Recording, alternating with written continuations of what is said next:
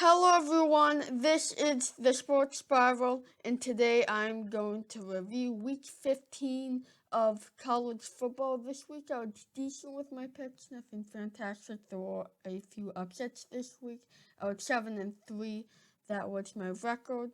But let's start with, this week was a pretty good week of games, despite there being a ton of canceled games.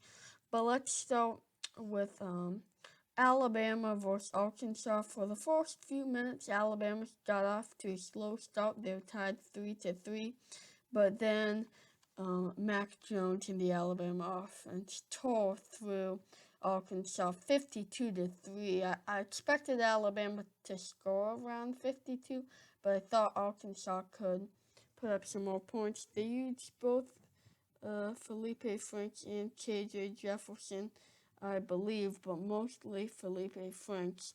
And they didn't throw too much. Franks was 8 of 10 for 90 yards. And for Alabama, no touchdowns for Jones, so who knows about his Heisman chances. He threw for 208, and they did a good job on the ground too with guys like McClellan and Najee Harris had a good game with 2 touchdowns. They proved they've got more than just one back they can use, which is definitely gonna help. To show they've got depth and they'll be in a good shape for next year.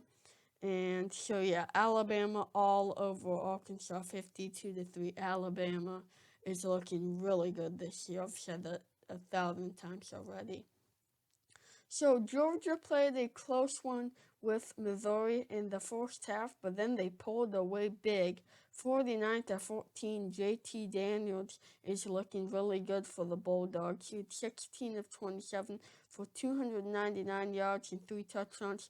They had a great rushing attack too. Zamir White rushed for 126 and a touchdown. Pickens had a great game with 2 receiving touchdowns, and they did a great job on defense too.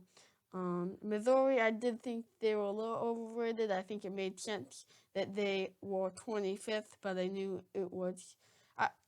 To be honest, Georgia looked better than I expected in this game. Baylor was 17 of 28 for 139 and a pick. Roundtree, 14 carries, but only 16 yards and a touchdown. So good defense by Georgia. Then we have the biggest upset of the week. Maybe not the biggest upset of all season, but it was a big one. LSU over Florida, 37-34. Everybody was thinking LSU was so bad, the bad defending champions, but then they go and upset Florida and destroy their playoff chances. Most likely next week, if they can beat Alabama, they have a chance, but they would have to beat them fairly convincingly to have a good chance and have some other stuff go wrong. So Florida's defense just couldn't find an answer for Max Johnson, the freshman for LSU. He threw for 239 and 3 touchdowns, and some turnovers were costly for the Gators. Trask had 2 touchdowns and 2 interceptions. One of them was a crazy one that kind of just happened to end up in an LSU defender. Tony had a great game for the Gators, but it wasn't enough. He received 182 yards and a touchdown. The Gators were able to get a better running game, and their offense looked slightly better, but consistency had shown a problem for the Gators, and it really showed there. And then we had some crazy stuff going on towards the end of the game. I believe they were tied at 34, and we have what's probably going to go down as a pretty historical play, especially in this rivalry, as a Florida defender, after getting a stop, which might be a game-winning stop, he chucked a LSU player's shoe 20 yards through the field, and that was an unsportsmanlike conduct penalty that set up a 57-yard field goal from Cade York. And then the Gators got it back, but McPherson could not make the game-tying field goal of 51 yards, and LSU rolls over Florida. LSU is going to be in good shape in the future. They've got a good quarterback with Max Johnson, and also they can use Brennan if they want to. I think those two are better than TJ Finley. I know Brennan is currently injured, but LSU's in good shape, and I know it's been a rough year for them, but they can win one more game and get back to 500, and then they can potentially have a better season next year. Okay, we have another upset, maybe not as big as an upset as the last one. We have Utah versus Colorado, and Colorado was, I believe, only the second undefeated team in the Pac-12, but they lost pretty big to the Utes, 38-21. And yeah, Colorado is kind of the team that they didn't look the best, not the most explosive, but they got things done. But they couldn't get things done in this one. 2 touchdowns and 1 interception for Utah quarterback Bentley. Jordan rushed for 147 and 2 touchdowns for the Utes, and 2 touchdowns and an interception for Colorado quarterback Neuer. And yeah, they couldn't get things done. I believe they were up 21-10, but Utah comes back and wins the game pretty big. So yeah, the Pac-12 continues to eat themselves apart. Then we have a game that I thought would be a close one, and I thought Miami would win, but no chance. North Carolina all over Miami, 62-26, and yes, these teams in the ACC is a bit of a problem because these games are the only kind of games, like, I don't know that any of these teams have beat any ranked team.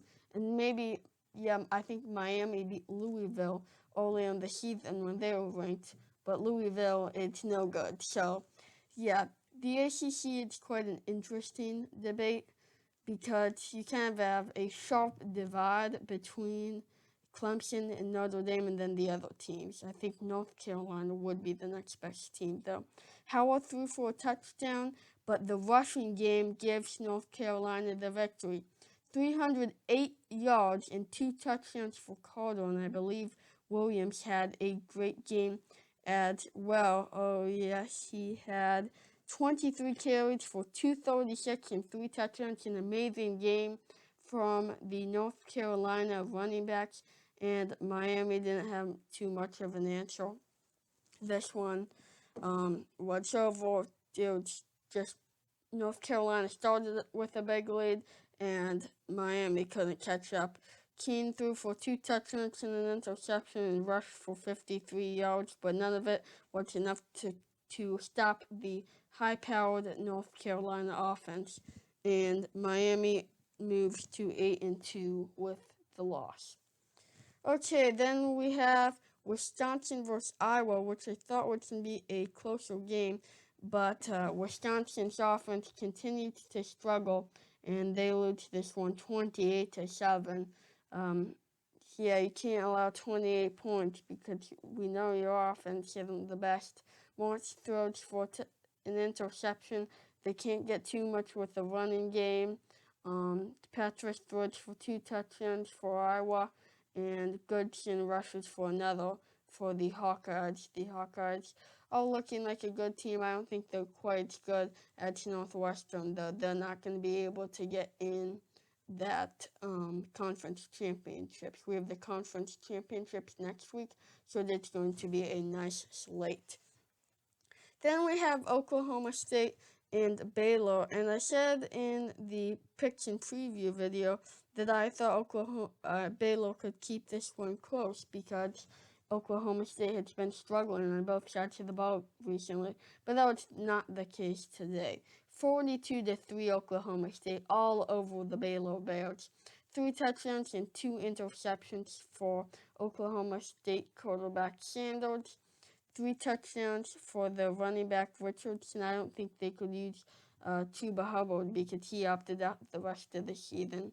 For the NFL, lots of opt-out here.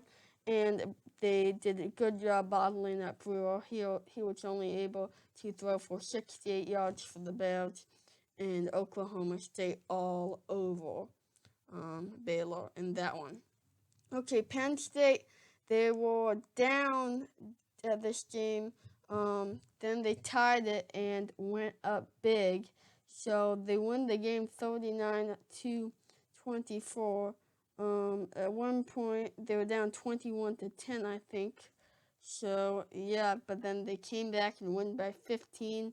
2 touchdowns for Sean Clifford. He also rushed for another one. And for Michigan State, Thorne threw for 3 touchdowns and an interception.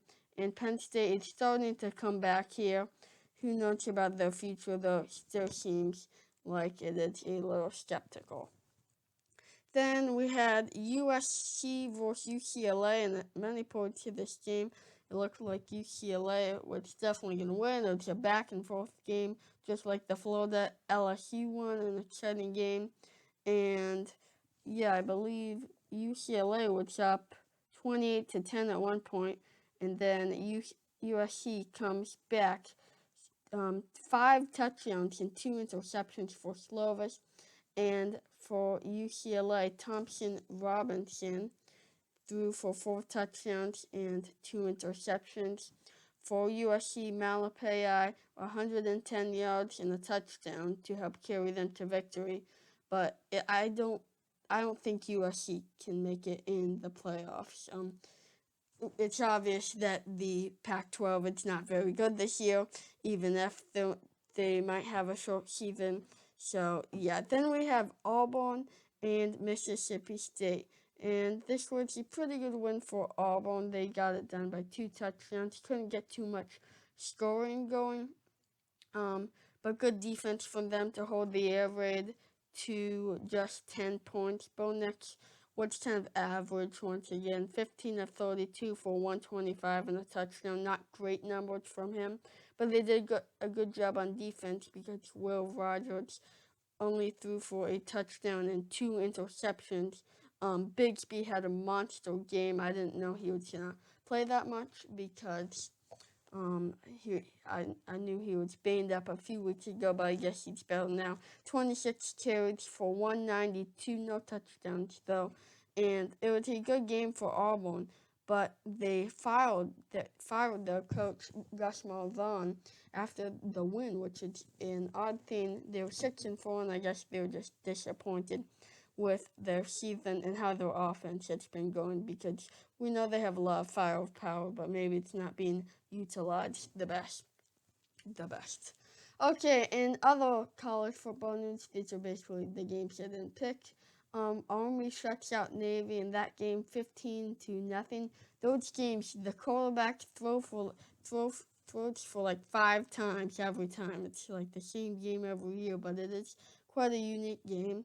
And then Sarah Fuller, once again making history. She becomes the first woman to score in the Power 5 game. She is 2 of 2 on the extra points versus Tennessee, as Vanderbilt went down versus the Tennessee Volunteers 42-17.